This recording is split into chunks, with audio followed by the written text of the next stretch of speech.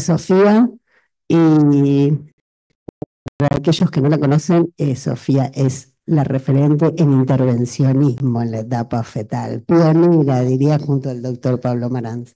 Bienvenida. Bueno, muchas gracias. Gracias por la invitación a todo el comité organizador. Perdonen la voz, estuve muy enferma. Así que vamos a hablar específicamente ahora entonces del tratamiento fetal de las cardiopatías congénitas. La verdad es que entre Esteban y Jessica me prepararon el terreno mucho, así que la primera parte vamos a ir un poco más rápido. Este, bueno, sí, acá. Ahí está. Bueno, vamos a arrancar entonces hablando sobre la historia natural de las cardiopatías congénitas y como estuvimos viendo, la mayor parte de las cardiopatías congénitas en realidad se desarrollan en el periodo embrionario, el canal atrioventricular completo, el falot, la transposición de grandes vasos, la mayor parte de los ventrículos únicos se conforman en el periodo embrionario.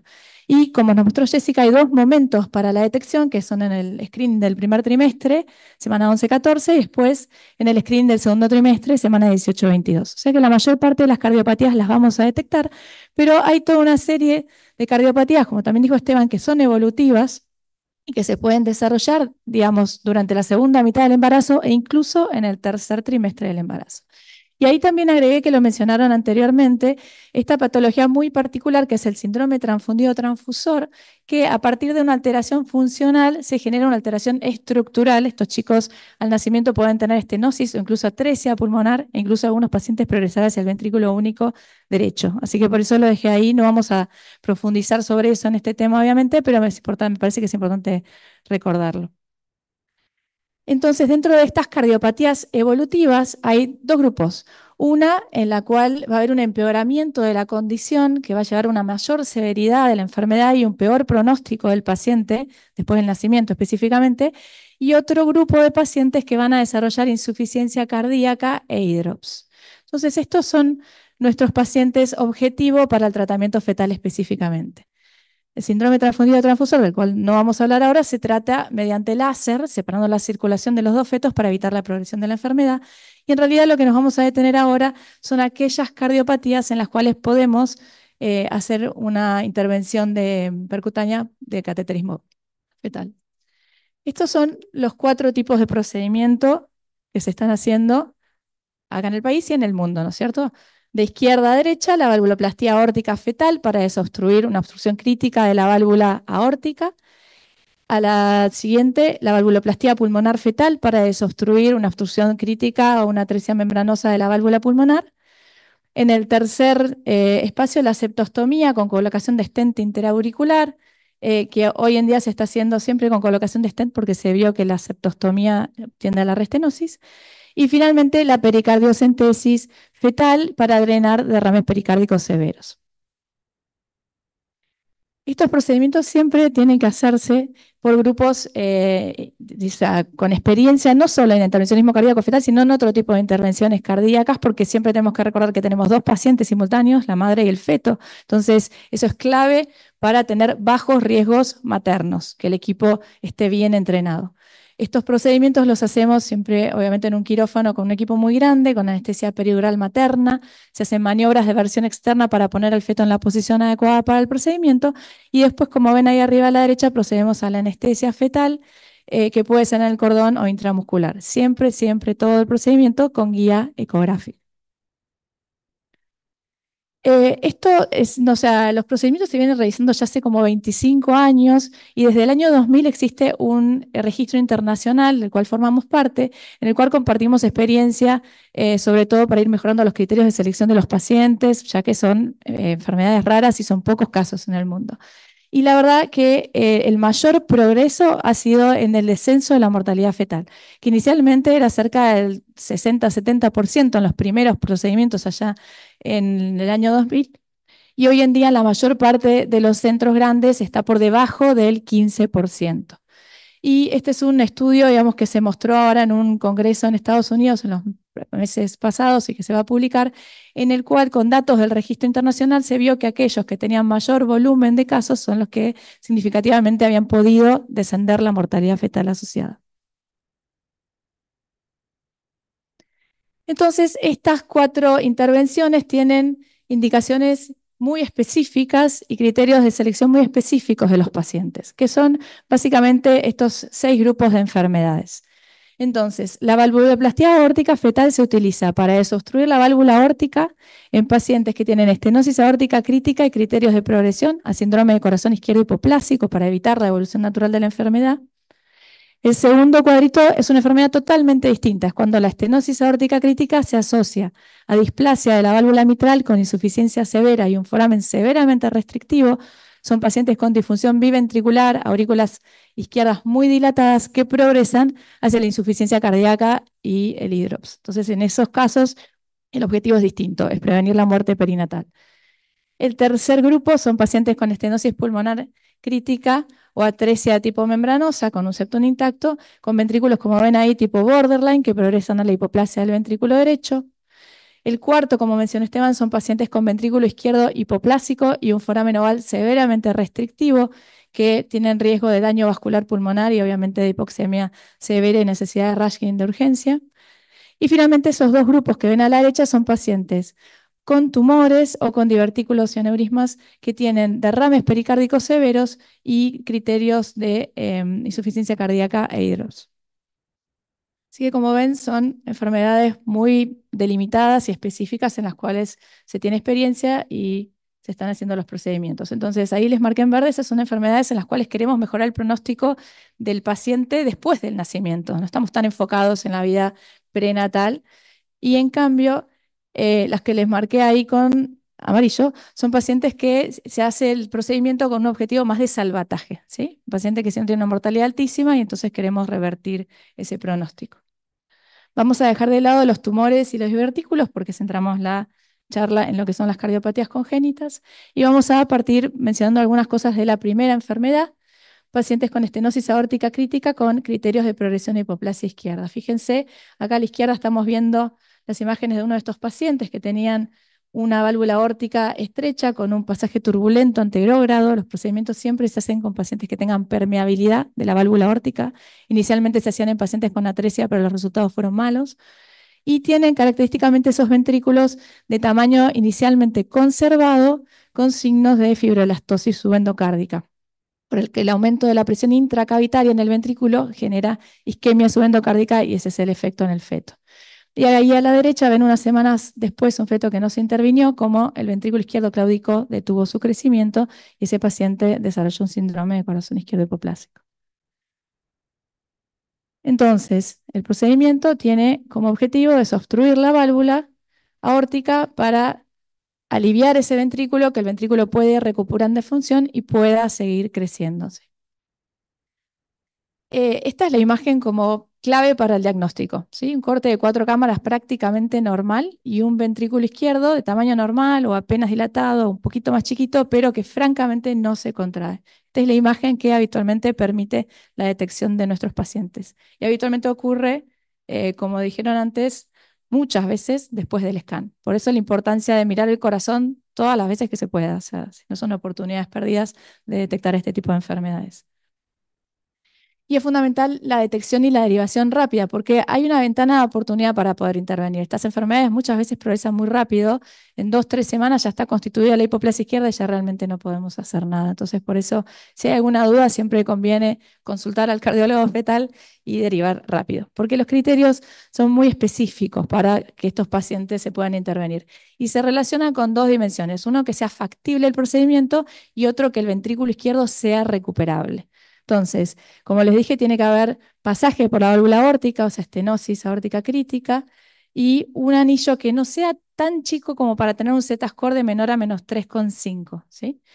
Lo ideal es que la mitral tampoco sea tan hipoplásica como para tener un Z-score menor a menos 3, es el punto de corte, es ese, lo ideal es que esté por arriba de 2, menos 2. Y después los procedimientos se hacen en pacientes que tienen ventrículos izquierdos con Z-scores por encima de -2, o sea que ya no estén hipoplásicos. Puede haber desbalance, que esté un poco más grande el derecho que el izquierdo, pero bueno, el eje mayor tiene que estar con tener un Z-score arriba de -2. Y lo ideal es que siempre que se acerque a 0, ¿no? Entonces estos son nuestros criterios para seleccionar los pacientes. Y los criterios, digamos, funcionales son estos que les estoy ilustrando acá. En primer lugar, el flujo reverso en el arco aórtico nos habla de la severidad de la obstrucción de la aorta. El flujo invertido en el foramen oval nos habla del aumento de la presión en las cavidades izquierdas por la severidad de la obstrucción también. Y lo que están viendo a la derecha es un factor clave que en las últimas publicaciones ha demostrado ser de los más importantes, es que la válvula aórtica, poder constatar un gradiente transaórtico o transmitral que sea, en caso de la aorta, mayor a 10 milímetros de mercurio y en caso de la mitral mayor a 15 milímetros de mercurio. Lo ideal es que esté arriba de 20, pero estos son puntos de corte mínimos para poder intervenir porque pacientes con valores menores de presión intracavitaria, los ventrículos ya han claudicado y no son recuperables. Entonces, pacientes que están por debajo de ese punto de corte no los intervenimos. La verdad que lo que más tiempo nos toma en la evaluación es lograr alinearse bien para realmente tener ese dato con la mayor precisión posible porque cambia mucho. Y acá vemos un procedimiento de valvuloplastia aórtica fetal de izquierda a derecha, la aguja entrando a través del abdomen materno al tórax fetal, al ventrículo izquierdo dilatado, bien alineado con el tracto de salida del ventrículo izquierdo, a través de la válvula aórtica. Y en la última imagen a la derecha ven inmediatamente después del procedimiento cómo aumenta el pasaje anterior, incluso el flujo en el arco transverso, si se fijan en el barrido, empieza a ser anterógrado. Y también si se fijan con detalle y comparan las imágenes de la derecha y la izquierda, van a ver cómo la pared del ventrículo izquierdo recupera inmediatamente contractilidad, se está contrayendo mucho mejor. Este es un caso que anduvo muy bien. Y un concepto clave, digamos, que ha ido tomando fuerza en este último tiempo, es que la valvuloplastia aórtica fetal en estos pacientes es el primer paso de una estrategia de tratamiento que en la mayor parte de los casos es compleja y se hace en etapas. Esta es una publicación de hace unos meses que hicimos, en el cual reportamos en realidad toda nuestra casuística de valvuloplastia aórtica fetal en pacientes, en este grupo de pacientes con este grupo de enfermedad. Y en realidad el aporte más interesante de nuestro trabajo fue plantearlo, el procedimiento, como el primer paso de una estrategia compleja.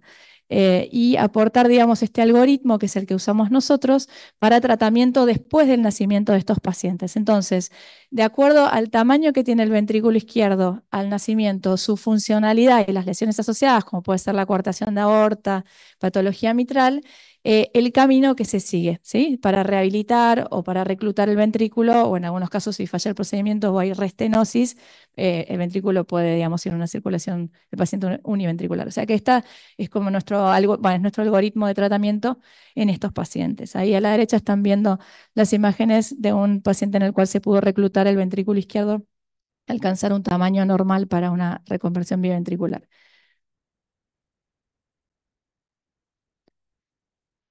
Vamos a pasar a la segunda enfermedad, que es esta combinación muy mala que les conté, que es muy rara, pero es muy específica, de la estenosis aórtica crítica con la enfermedad de la válvula mitral con una insuficiencia severa, una mega aurícula izquierda y un foramen oval severamente restrictivo. En esta enfermedad, el ventrículo izquierdo tiene sobrecarga de volumen y sobrecarga de presión, y por interdependencia ventricular molesta al ventrículo derecho también. Entonces, estos pacientes rápidamente, como estamos viendo ahí, desarrollan ascitis.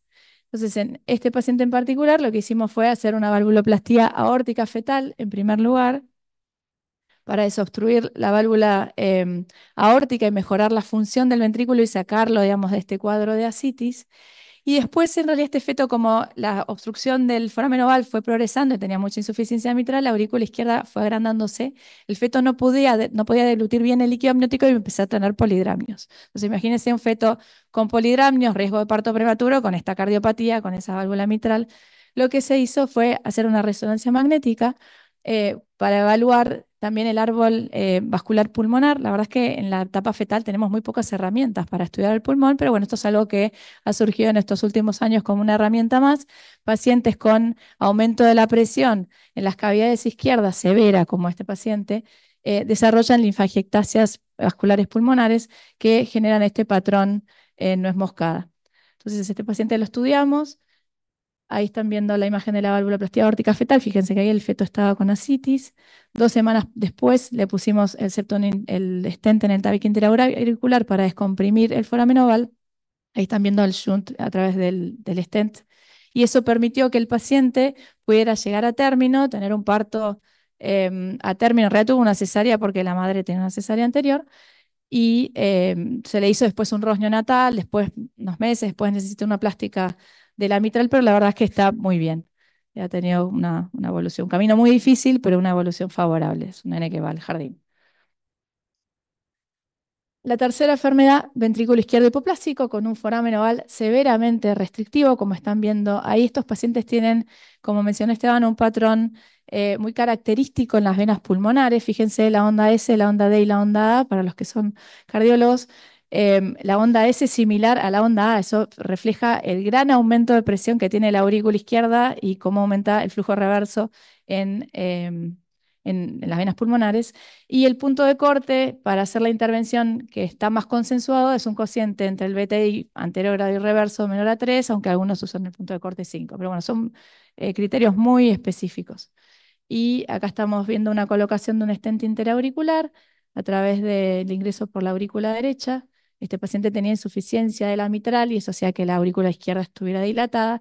Algunos pacientes que la aurícula izquierda es más difícil, el procedimiento es más chiquita, el procedimiento es más complejo.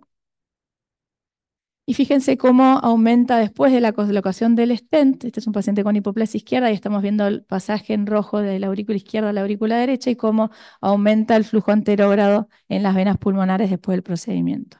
Y con esto evitamos después hacerle un procedimiento de Rashkin y evitamos la progresión del daño vascular pulmonar.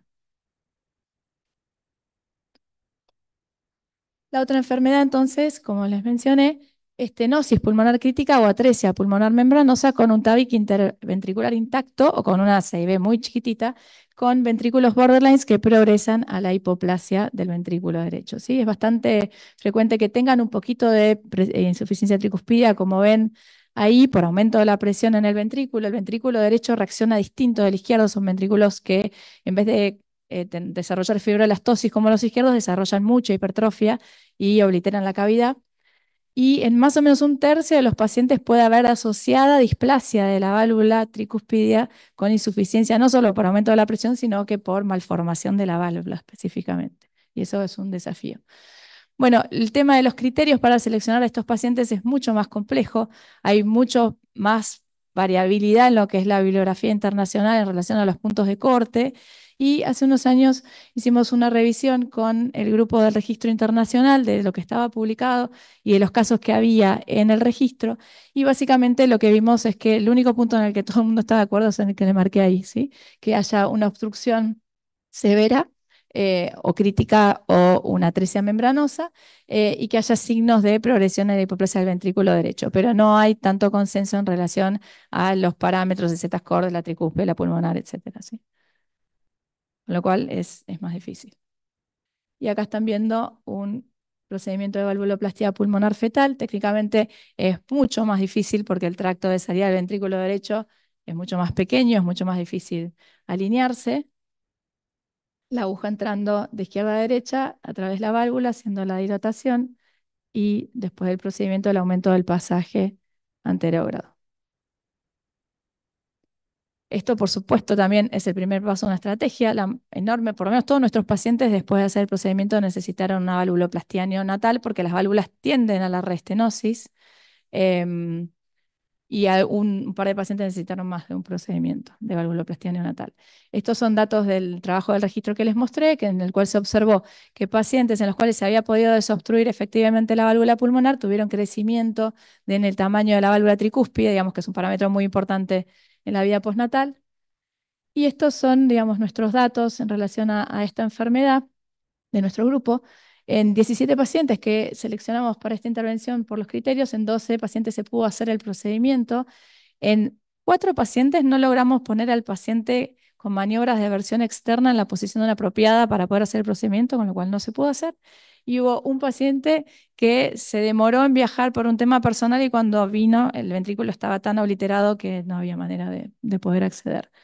La mortalidad que tuvimos, la verdad es que fue muy baja, solamente el primer caso que tenía una atresia, no una estenosis, una atresia membranosa. O sea que el éxito técnico fue alto. Y en relación a se los muestro específicamente porque la verdad es que hay pocas series y pocos casos publicados de este tipo de procedimiento.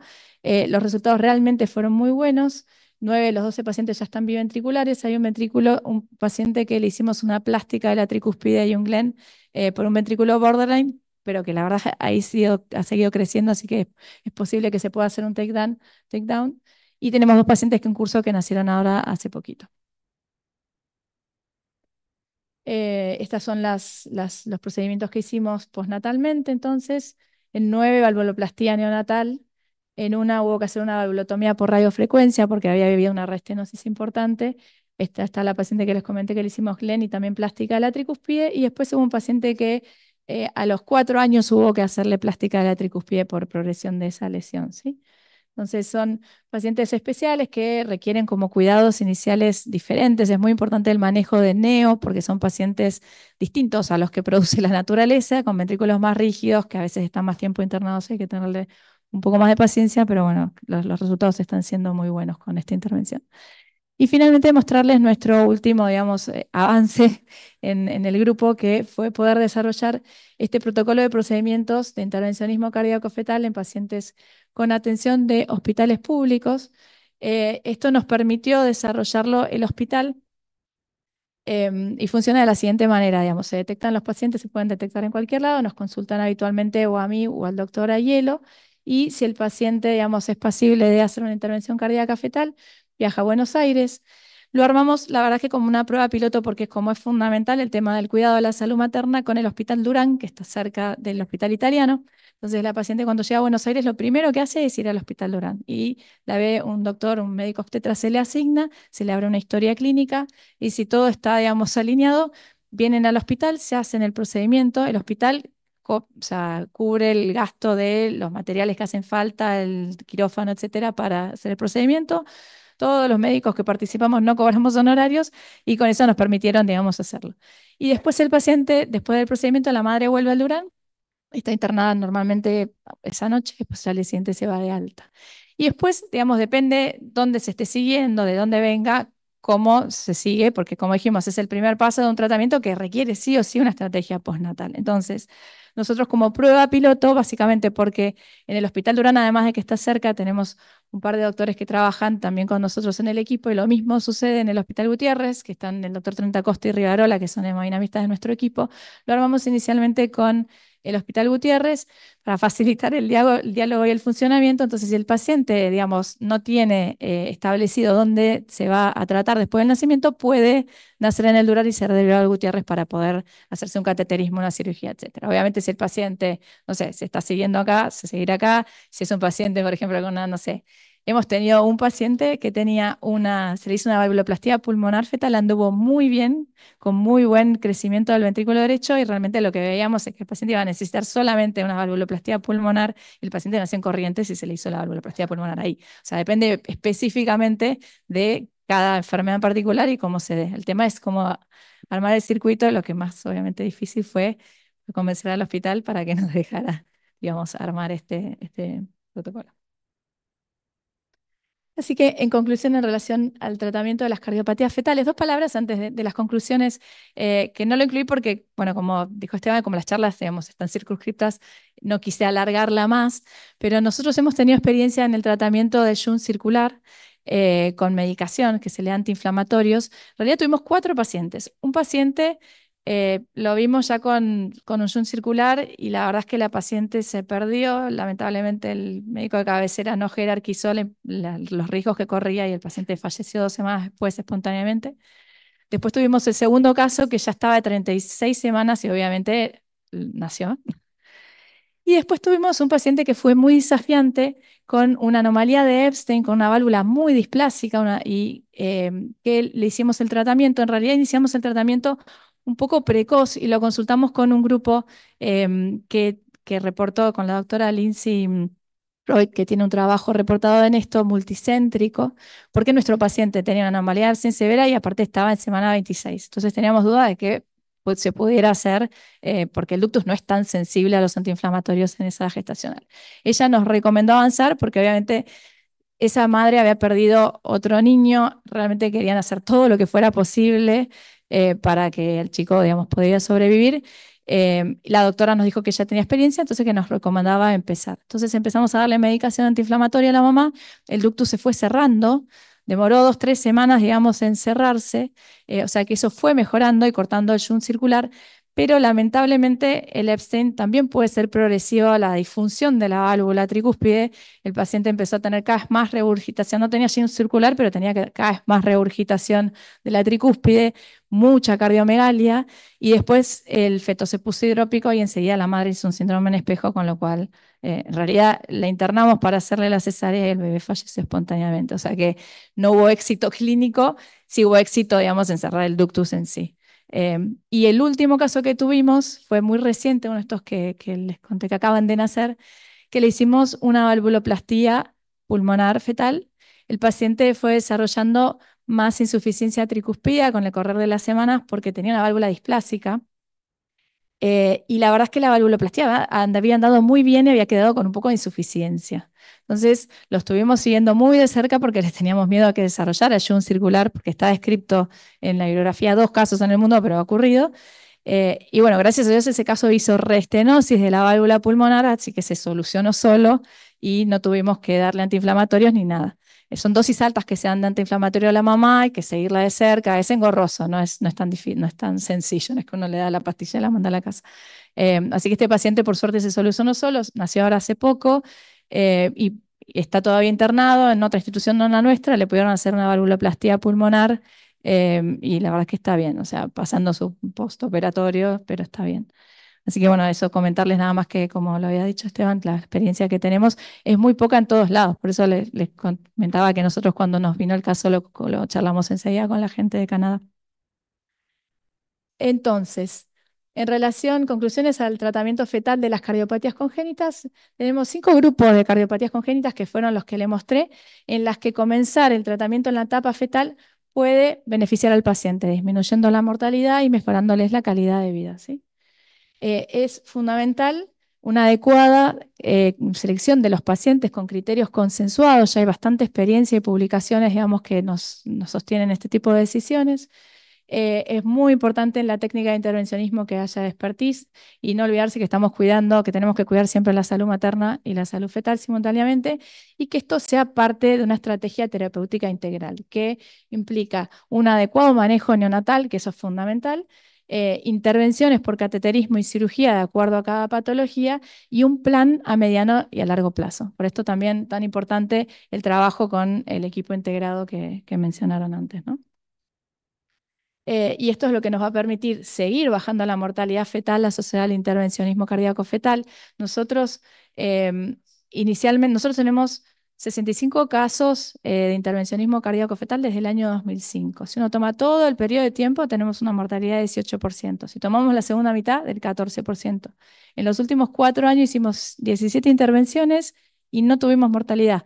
Y eso es básicamente por este trabajo de muchos años de ir mejorando la selección de los pacientes, la técnica del intervencionismo, bueno, y el manejo de las complicaciones. Entonces, eso nos permite bajar la mortalidad y mantener el riesgo materno bajo. Y yo creo que obviamente los avances van a seguir ocurriendo en tanto y en cuanto vayamos trabajando más de manera colaborativa e interinstitucional, sobre todo en nuestro país, en el cual el sistema de salud es muy complejo, tanto en público como en privado, y creo que si logramos trabajar de manera colaborativa, integrándonos más en todo sentido, en este tipo de cosas, en registros, etcétera, va a ser muy bueno para nuestros pacientes, que siempre tienen que estar en el centro de nuestras decisiones. Este es uno de nuestros pacientes con una valvuloplastía pulmonar fetal, otra neonatal, y que ahora tiene 2 años y realmente parece un niño sano. Está muy, muy bien. Bueno, muchas gracias.